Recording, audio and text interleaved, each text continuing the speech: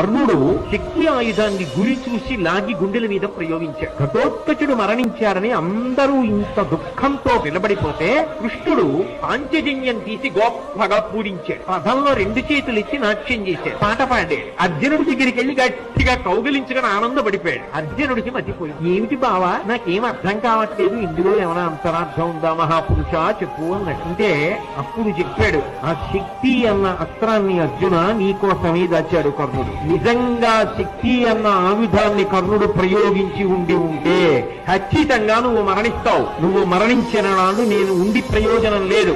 ఇప్పుడు ఘటోత్కచుడిని తప్పించుకోవడానికి మార్గం లేక ప్రయోగించేశాడు శక్తిని. ఘటోత్కచుడు పోతే పోయాడు, ఇక నిన్ను చంపడానికి అస్త్రం లేదు కర్ణుడి దగ్గర. కాబట్టి కర్ణుడు చచ్చిపోయినట్టు. ఇప్పుడు అయిపోయింది ఇంకా కురుక్షేత్ర యుద్ధం. అందుకే అమ్మయ్యా వాడి దగ్గరున్న శక్తి వెళ్ళిపోయిందని నేను సంబరంతో గంతులేసి నేను వెన్ను తట్టి కౌగలించుకున్నాను.